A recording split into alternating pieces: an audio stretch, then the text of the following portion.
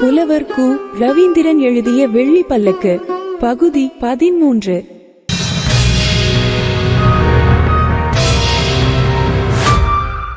கேரளபுரத்திலிருந்து ஊர்வலம் புறப்பட்டது.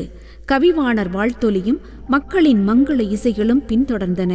தேமதுர தமிழோசை சென்ற இடமெல்லாம் ஒலித்துக் கொண்டிருந்தது. கூடவே குழித்துறை நகரங்கானும் பூந்தேன் நிறைந்து காணப்பட்டது. பஞ்சபூதங்களும் உறங்கி கிடப்பது போல் குழித்துறை நகர் எங்கனும் இயற்கை அன்னையால் அலங்கரிக்கப்பட்டிருந்தது. கோதையாறு எனும் தாமிரபரணி ஆறு இந்நகருக்கு மேலும் பட்டாடை அணிவித்து பசுமை தேக்கியது. நகர்வளம் கண்டவாறு மன்னரும் கவியரசரும் தேவியர் ஊர்வலம் பின்வர சென்று கொண்டிருந்தனர். வழியெங்கனும் குருத்தோலை அலங்காரங்கள், சாலைகளில் வண்ண கோலங்கள் வனிதையர் கைவண்ணம் காட்டியவாறு காட்சியளித்தன.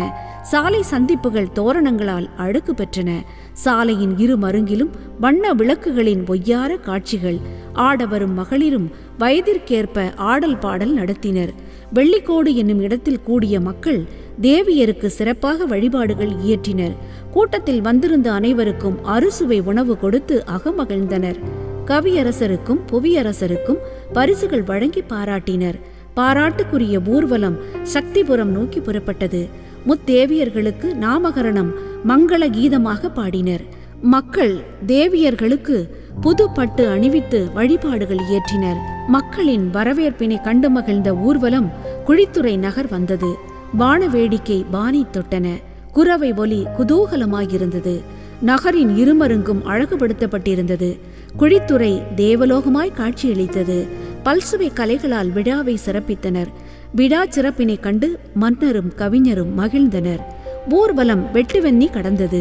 குழித்துறையில் மும்மூர்த்திகளும் அமர்ந்து அருளாட்சி செய்யும் மகாதேவர் ஆலயம் வந்தடைந்தது. அங்கு தமிழ் கலைஞர்களும் சேர கலைஞர்களும் தத்தமது கலைகளை காட்டி மகிழ்ந்தனர். ஊர்வலம் குழித்துறையில் அமைந்துள்ள சேர நாட்டு மன்னனின் ஆலோசனை மண்டபத்தில் தங்கி இளைப்பாறியது. குழித்துறையில் மக்கள் தேவியர்களுக்கு முறைப்படியான வழிபாடுகளை செய்தனர். கவியரசரையும் புவியரசரையும் தத்தமக்குரிய பாதுகாப்பான அறைகளில் தங்க வைத்து சிறப்பித்தனர். இரவு முழுவதும் குழித்துறை நகரம் ஆடல் பாடல் நிகழ்ச்சிகளால் அழகு பெற்றது. தெய்வீக பேரொளியில் நகர் எங்கனும் மகிழ்ந்திருந்தது. மறுநாள் காலை ஊர்வலம் புறப்பட தயாரானது. மக்கள் ஆரவாரம் செய்தனர். மன்னரின் படைக்காவலர்கள் சூழ ஊர்வலம் புறப்பட்டது. தேரோடும் தெருவின் நகரழகை கண்டு வீட்டு மாடிகளில் நின்றவாறு மகளிர் கூட்டம் ஆடி பாடி மகிழ்ந்தது. களியக்காவிளை அருகே ஊர்வலம் சென்றதும் மக்கள் மன்னருக்கு ஆரத்தி எடுத்தனர். கவியரசரை மலர்தூவி வரவேற்றனர். தேவியர்களுக்கு கேரள கலைஞர்களின் நடன நாட்டியங்களோடு வழிபாடு செய்யப்பட்டது. ஊர்வலம் நகர்வலமாய் சென்று கொண்டிருந்தது. களியக்காவிளையின் இரு மருங்கிலும் சேர நாட்டு படைகளின் அணிவகுப்பும் மங்கள இசைகளும் மனதை கவர்ந்தவாறு இருந்தன. களியக்காவிளையிலிருந்து கரமனை வரையிலும் நகர் எங்கனும் அலங்கார வளைவுகள் அழகு செய்தன. மக்கள் இரு மருங்கிலும் கூட்டமாக நின்று வரவேற்றனர். கரமனையில் மன்னர் படைகள் குவிந்திருந்தன. நாற்படைகளின் அணிவகுப்பு மரியாதையை கவியரசர் ஏற்றுக்கொண்டார். பட்டத்து யானை மேல் கொண்டு வரப்பட்ட சரஸ்வதி அந்தாதியை தெய்வத் தேவாரமாய் மன்னன் அறிவித்தான். மக்கள் மகிழ்ச்சி ஆரவாரம் செய்தனர். கரமனையிலிருந்து மக்கள் தமிழ் வளர்த்த சேர நாட்டு பெருமைகளை பாடி மகிழ்ந்த வண்ணம் ஊர்வலம் புறப்பட்டது. சேர நாட்டு மலையாள கலைஞர்கள் அணிவகுத்தனர். நாட்டுப்புற கலைஞர்களும் தத்தம் கலைகளோடு ஊர்வலத்தில் கலந்து கொண்டனர்.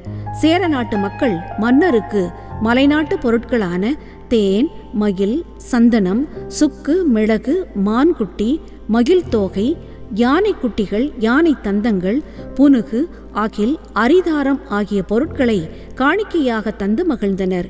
கானக மக்கள் குறிஞ்சித்தேன், கவலைக்கிழங்கு, இஞ்சி, சிறுகிழங்கு, நனைக்கிழங்கு, முக்கிழங்கு, சாமை, திணை, வரகு, சென்னல் ஆகிய விளைபொருட்களை காணிக்கையாக தந்தனர். தேவியர்களுக்கு வழிபாடுகளும் சிறப்பு ஆராதனைகளும் செய்தனர். மலையாள கலைஞர்களின் தாளப்பொலியும் தேவி பாடல்களும் பாடி மக்கள் களிப்புற்றனர். இளம்பருவ மகளிரின் தாளப்பொலியும் கோலாட்டமும் ஊர்வலத்தின் முன்னால் சென்று கொண்டிருந்தது. செண்டை மேளங்களும் வெடி முழக்கங்களும் தேவியரின் வருகையை உலகுக்கு உணர்த்தின. களரியும் சிலம்பமும் ஊர்வலத்தை வரவேற்பன போல் முன் சென்று கொண்டிருந்தன. கொம்பும் குழலும் ஊதியவாறு மலைவாழ் மக்கள் அணிவகுத்து சென்றனர். தேவியர் அமர்ந்து செல்லும் வாகனங்களும் கவியரசரின் வெள்ளி பல்லக்கும் மன்னரின் தேரும் நகரில் வலம் வந்து கொண்டிருந்தன. வானவரும் வந்து வணங்கும்படியாக 18 வகையான மேளதாளங்கள் ஒலித்துக் கொண்டிருந்தன. பண்டிதர் பாமாலை பாடினர், வேதியர் வேதம் முழக்கினர், இசை வல்லுநர்கள் பல்லாண்டி இசைத்தனர். ஊர்வலம் இசை மழையில் நனைந்தவாறு திருவனந்தபுரம் நோக்கி வந்து கொண்டிருந்தது. திருவனந்தபுரம் தமிழ் பல்கலைக்கழகம் கம்பரின் இராமாயண காவியத்தின் சொற்சுவை பொருட்சுவை அறியும் பாட்டரங்கங்களும் பட்டி மன்றங்களும் நடத்தி பெருமை கண்டது. சேர நாடு கம்பரால் பொலிவு பெற்றதும் முத்தேவியர்களால் அழகு கொண்டதுமாய் விளங்கியது. திருவனந்தபுரம் அரண்மனையை ஊர்வலம் சென்றடைந்தது. சரஸ்வதி அந்தாதியை பட்டத்து யானையின் பிடரியிலிருந்து கீழிறக்கினர். சேர நாட்டு அரண்மனையில் அலங்கரிக்கப்பட்ட ஆசனத்தில் அது வைக்கப்பட்டது. கம்பரின் வெள்ளிப்பல்லக்கு தர இறங்கியது. சேர நாட்டு புலவர்கள் கம்பரை தோளில் சுமந்தவாறு மன்னருக்கு எதிரே அமைக்கப்பட்ட ஆசனத்தில் அமர செய்தனர். தேவியர் சிலைகள் வழிபாட்டு மண்டபத்தில் ஆடல் பாடல் நிகழ்ச்சிகளுடன் அமர்த்தப்பட்டன. மக்களின் மகிழ்ச்சி வெள்ளத்தில் திளைத்திருந்தான் மன்னன் குலசேகரன். கம்பரின் புகழ் மூவேந்தரும் வியக்கும் வண்ணமாய் பரவியிருந்தது. சேரன் மகிழ்ந்தான். சேர நாட்டு மக்கள் கவியரசரால் தமக்கு கிடைத்த பெரும்புகளை எண்ணி எண்ணி மகிழ்ச்சி அடைந்தனர். கம்பர் தம் வாழ்க்கையின் உயர்வு தாழ்வினை எண்ணியவாறு இருந்தார். சோழ மன்னன் தமக்கு செய்த சிறப்புகளை எல்லாம் எண்ணி பார்த்தார். இராமாயண அரங்கேற்றம் முடிந்த பின்பு சோழ நாட்டு மக்கள் செய்த சிறப்புகளை சிந்தித்து மகிழ்ந்தார். சிறிது காலம் கூட அம்மகிழ்ச்சி நிலை பெற்றிருக்கவில்லை. ஆதலால் வாழ்க்கை நிலையாமையை எண்ணி வியப்புற்றார். சோழ நாடு விட்டு நீங்கிய பின் வயிற்று பிழைப்பு நடத்த தான் அடைந்த துயர்களை எண்ணி இருமாந்தார். நதியின் பிழையன்று நறும்புனல் இன்மையன்றே, பதியின் பிழையன்று பயந்து நமை புறந்தாள், மதியின் பிழையன்று மகன் பிழையன்று மைந்த விதியின் பிழை நீ இதற்கென்கொல் வெகுண்டதென்றான் என்ற இராமாயண பாடலை நினைத்து சிரித்தார். மகன் அம்பிகாபதியின் மரணம் தன்னை நிலைகுலைய செய்திருந்தது. மன்னனின் கோபமும் மன்னரிடத்து தனக்கு ஏற்பட்ட சினமும் அலை அலையாய் வந்து அவரை வாட்டியது.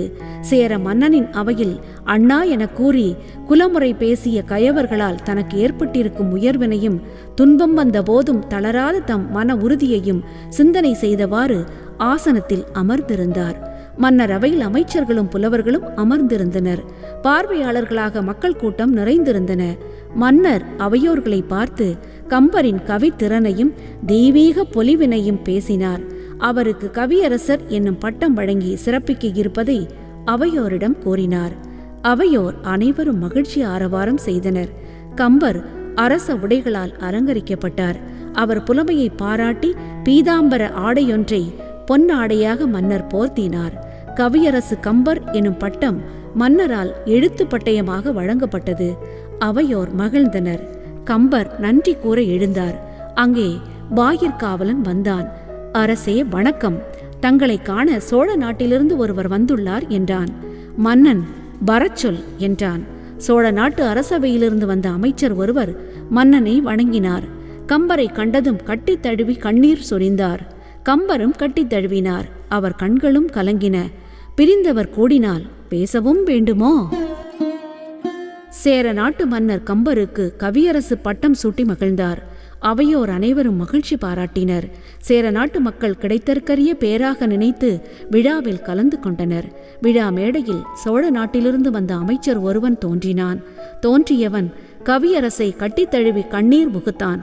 இக்காட்சி கம்பருக்கு கன்றினை இழந்த தாய்ப்பசு சோழ மன்னனின் ஆராய்ச்சி மணியினை கொம்பினால் அடித்து கண்ணீர் முகுத்ததாய் தோன்றியது. தாமும் வந்தவரை கட்டி தழுவி கண் கலங்கினார் கம்பர். புவியரசன் வந்தவரிடம் யார் என வினவினான். வந்தவர் சோழ நாட்டு அரசன் கொடுத்தனுப்பிய ஓலையை மன்னனிடம் நீட்டினார். படித்தான் மன்னன். கவியரசு கம்பருக்கு சோழ மன்னன் அனுப்பும் செய்தி.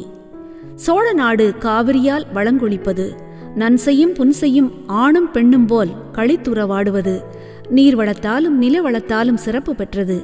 ஆயின் கம்பர் இன்மையால் சோழ நாட்டு அரண்மனை நீரில்லா காவிரி போல் பொலிவிழந்து விட்டது. மணமில்லா மலர் போல செயலிழந்து கிடக்கிறது. ஒளியில்லா முத்தாய், இசையில்லா யாழாய், தாய்மொழி அறியா கல்வியாளனாய் சோழ நாடு சோர்வற்று கிடக்கிறது. கம்பரே, தாங்கள் சேர நாட்டில் சிறப்புடன் வாழ்வதை அறிந்தேன். மன்னர் உமக்கு செய்த சிறப்புகளையும் அறிந்தேன். அதனினும் சிறப்பு செய்ய யான் சித்தமாயுள்ளேன். மணமகன் இல்லாமல் வாடி நிற்கும் மணப்பந்தல் போல் என் மனம் வாடி கிடக்கிறது. யாம் உமக்கு செய்த பிழையனைத்தும் மன்னிப்பீராக. சோழ நாட்டு நலன் கருதி இத்திருமுகம் கண்டதும் சோழ நாடு திரும்புங்கள். வளர்த்து ஆளாக்கிய சடையப்பனை மறந்துவிடவில்லை என நினைக்கிறேன்.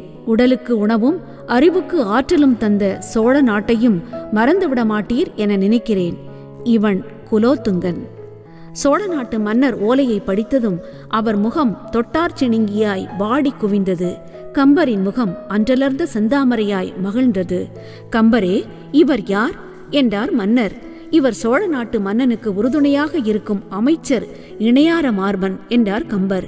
இவர் இங்கு வந்த காரணம்? கவலை தோய்ந்த முகத்துடன் கேட்டான் மன்னன். அரசே, தங்கத்தட்டில் நெய் கலந்த பார்ச்சோற்றினை அறுசுவை பண்டங்களோடு வளர்ப்பு தாய் ஒருத்தி ஊட்டி நிற்கிறார். அந்நேரத்தில் பழைய கஞ்சியும் பாத்திர முகமாய் பெற்றதாய் ஊட்ட வருகிறாள். குழந்தை யாரிடம் செல்லும்? பெற்ற தாயிடமே செல்லும். அந்நிலையில்தான் யாம் உள்ளோம். சோழ நாடு எமக்கு இந்த பெருமையை இந்த நாடே அறியும். மன்னரே, தாங்களும் என்னால் பல சோதனைகளையும் வெற்றிகளையும் பெற்றுள்ளீர்கள். இந்நிலையில் நான் இருதலை கொள்ளி எறும்பாய் தவிக்கிறேன். ஆதரவற்று வாடிய எனக்கு வெள்ளி பல்லக்கும் கவியரசர் பட்டமும் தந்து என்னை மகிழ செய்தீர். தமிழ்நாடும் தமிழும் உள்ள நாள் வரை நீவீர் நீடோழி வாழ வாழ்த்துகிறேன். என்னை சேர நாடு மன்னிக்க வேண்டுகிறேன். சோறூட்டி வளர்த்த என் சோழ நாடு எம்மை அழைக்கிறது. எம்மை பாராட்டி சிறப்பித்த எம் மன்னர் எம்மை அழைக்கிறார். நான் சோழ நாடு செல்ல விடைத்தாருங்கள் என வேண்டி நின்றார் கம்பர். மன்னன் மனம் கலங்கி நின்றான். சேர நாட்டு அரசவை அதிர்ச்சியில் உறைந்திருந்தது. மின்மினி பூச்சியின் விளக்கொளி போலாகிவிட்டதே கம்பரின் வரவென்று சேர நாடு தவித்தது. இணையார மார்பன் சோழ நாட்டின் அலங்கரிக்கப்பட்ட தேரில் வந்திருந்தான். தேரின் மணியொலி ஒலித்தது. அரசவையில் அமர்ந்திருந்த இணையார மார்பன் எழுந்தான். சேர நாட்டு மன்னருக்கு சோழ நாட்டு மக்கள் சார்பில் வணக்கங்களை கோரினான். கம்பரை பட்டம் வழங்கி பாராட்டும் சேர மன்னனை பார்த்தார். சேரனோ, கம்பரே, சோழ நாட்டு பிள்ளையாகிய உம்மை எம் பிள்ளையாக்கி பார்த்தேன். உம்மால் எம் சேர நாடு பொலிவு பெற்றது. கம்பரே, சோழ நாடும் சேர நாட்டு மக்களும் உள்ளவரை புகழ் ஓயாது. அடைப்பைக்காரனாகி வந்த தங்களை கவிஞர் என அறியாமல் சிறை வைத்து விட்டேன். கல்லா களிமகனால் உம்மை இளிமகன் என அறிவித்து விட்டேன். சிறை வைத்த இடம் தங்களால் கலைமகள் கழிக்கும் கோவிலானது. இழிமகன் என கூறி பழித்த இடம் கவிமகனால் பொலிவு பெற்றது. தாங்கள் பாடித்தந்த சரஸ்வதி அந்தாதி சேர நாட்டு தேவாரமாய் இறைமகள் புகழ் பாடி கழிக்கும். இனிமேல் ஆண்டுதோறும் உம்மை சிறை வைத்த பத்மநாபபுரம் கல்விச்சேர் கலைமகளின் உறைவிடமாக கருதப்படும். நவராத்திரியின் போது அங்கே தேவியர்க்கு பூஜை செய்து விழா நடத்தப்படும். அவ்விழாவில் உம்மை பல்லக்கில் சுமந்து ஊர்வலமாக கொண்டு வருவேன். ஊர்வலத்தில் சிறையில் வாடியபோது உமக்கு காட்சி தந்த தெய்வ வடிவங்களும் வாகனங்களில் ஊர்வலமாக கொண்டு வரப்படும். அவ்வூர்வலம் அரச பரிவாரத்தோடு ஊர்வலமாக ஆண்டுதோறும் நடத்தப்படும். ஊர்வலத்தில் தங்களால் அருளி செய்யப்பட்ட சரஸ்வதி அந்தாதி அலங்கரிக்கப்பட்ட பட்டத்து யானை மேல் ஏற்றி சேர நாட்டு தேவாரமாய் கொண்டு வரப்படும். அதனை சேர நாட்டு சாசனத்தில் எழுதி வைத்து ஆணையிடுகிறேன். கற்றோர்க்கு சென்ற இடமெல்லாம் சிறப்பு என்பதை தாங்கள் மெய்யாக்கி உள்ளீர்கள். சேர நாடு தங்களை கல்வியர் பெரியாராய் கண்டு சிறப்படைந்தது. சென்று வாரும். வையம் உள்ளளவும் வண்டமிழ் உள்ளளவும் நும் புகழ் நிலைக்கட்டும். யாரங்கே? நம் கவியரசரை சேர நாட்டு எல்லை வரை பல்லக்கில் கொண்டு விட்டு வாருங்கள். விடையளித்தார் மன்னர். சோழன் தேர் முன் செல்ல வெள்ளி பல்லக்கில் பின் சென்றார் கம்பர். புலவர் கு. ரவீந்திரன் எழுதிய வெள்ளி பல்லக்கு கேட்டீர்கள். வழங்கியவர் RJ ஃப்ளோரா. இதமான கதைகள் கேட்க தாடகை மைந்தர்கள் யூடியூப் சேனலுடன் இணைந்திருங்கள்.